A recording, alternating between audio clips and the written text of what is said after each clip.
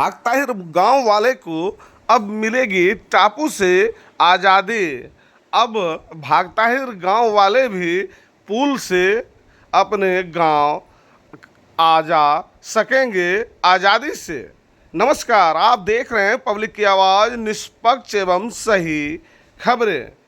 अमोर विधायक अख्तरुल ईमान भागताहिर गांव में पुल का शिलान्यास करने पहुंचे।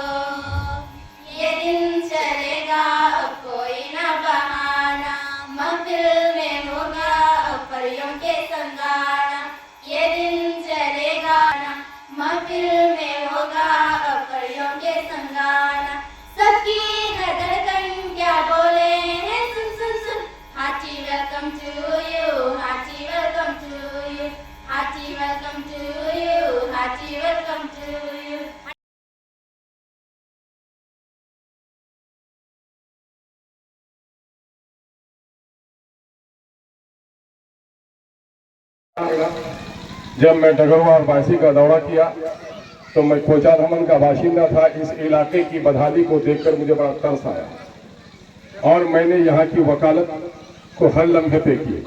आपको याद होगा कि 2017 में जब वो तारीखी सैलाब आया, घर बह गए, सड़कें टूट गई, पुल बह गए। हरचंद के मुझे 2014 का पार्लियामेंट्री इलेक्शन मैंने छोड़ दिया था, लेकिन मेरी जिम्मेदारी थी कि मैं लोगों को बेदार करूं और मैंने बड़ी तवानाई के साथ इस इलाके में सैलाब ज़दगान को मदद पहुंचाने के लिए हमने एक तहरीक चलाई।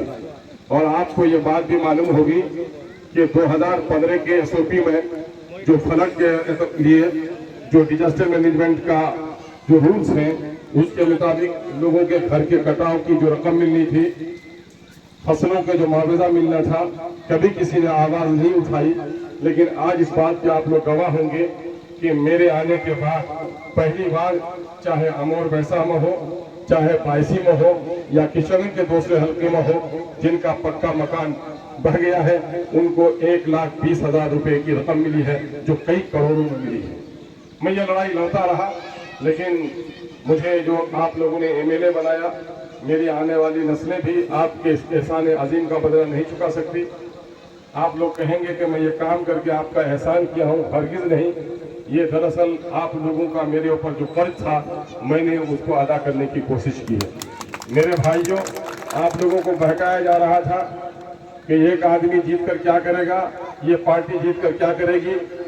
विनय कुमार और विमल को, डॉक्टर राजेंद्र साहब को लोग बहका रहे थे कि बड़ा टनटन मियाँ है, ये जो आएगा यहाँ पर तो बली कर देगा। लेकिन कोई माई का लाल है, अगर मेरा कोई गैर मुस्लिम भाई यहाँ पर है, आज विनय ने जिस श्रद्धा के साथ मेरा समर्थन किया है, वो इस बात की दलील है कि इस संसार का ईश्वर ही एक नहीं, हम सभी एक माँ बाप के संतान हैं। जो अच्छा काम करेगा उससे हम प्रेम करेंगे, जो गंदा काम करेगा हम नफरत करेंगे। यही वजह है कि मैं गैर मुस्लिम भाइयों के यहाँ भी जाता हूँ, श्रद्धा के साथ खा लेता हूँ। कोई शराबी मुसलमान आए तो मैं उसके यहाँ नवाला नहीं उठा सकता हूँ।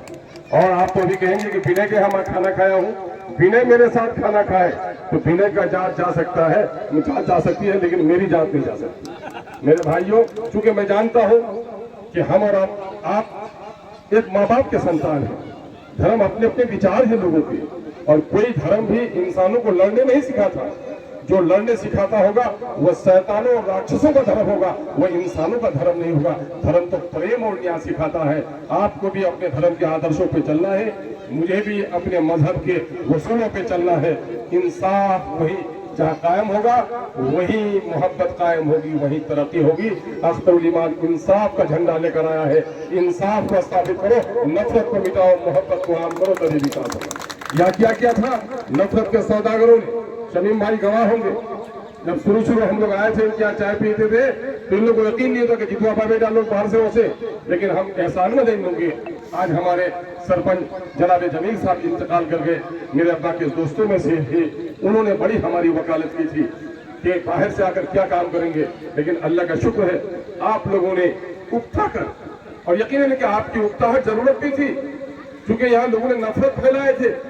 आज पुल बनाकर मैंने दूरी को खत्म किया है, और लोग बीच में नदी बना रहे थे, नाले बना रहे थे, और उसको पुल नहीं बना रहे थे। क्या था वो समंदर, वो खंदक क्या था? वो खंदक था असबियत का। मौलाना रिजवान साहब बेहतरीन वजाहत करेंगे।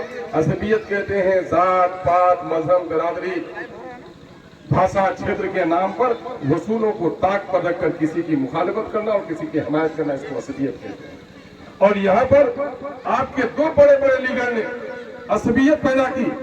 किसी ने सुरजापुरियत का नारा दिया, किसी ने कुलैयायत का नारा दिया, किसी ने पूरब का नारा दिया, किसी ने पश्चिम का नारा दिया। नतीजा हुआ कि असबियत की सड़ी हुई लाश ने हमारे समाज को तबाह बर्बाद कर दिया। और मैंने पहले आकर जो काम किया है, ये पुल तो बात की बात है, सबसे पहले अगर मैंने किया है काम जिससे मेरी तबीयत को इत्मीनान हुआ है, हमने इस असबियत के इस सड़े हुए लाश को दफनाकर मैंने अमोल पैसा में तमीज मनवतू को मिटा दिया है, पूर्व और पश्चिम के झगड़े को खत्म कर दिया है। मैंने सुरजापुरी और कुलिया के दीवारों को गिरा दिया है।